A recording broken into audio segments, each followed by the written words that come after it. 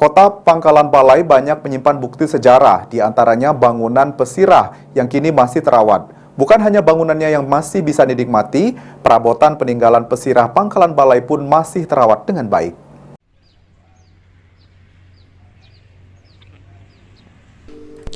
Bangunan pesirah Pangkalan Balai ini dirawat oleh generasi ketiga pesirah Pangkalan Balai.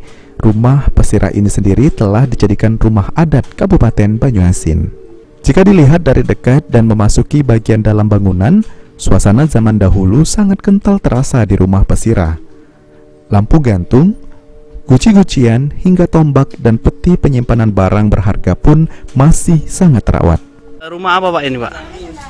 Ini rumah peninggalan sejarah Pak ya? Dulu ditempati siapa Pak? Ini rumah pesirah.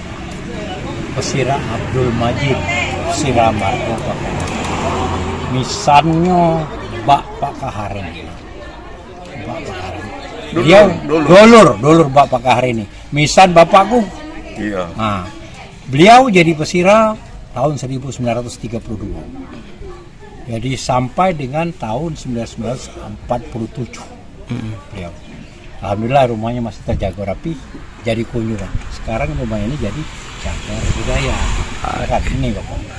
Kedua tokoh adat dan pemekaran Banyuasin ini sangat berharap agar rumah budaya terus dijaga kelestariannya. Tanggapan Bapak dengan rumah ini sudah terjaga ini gimana Pak? Yo, baiknya direhab. Carilah buruk dan rumah sudah. Direhab lagi Pak ya? Oke, makasih Pak.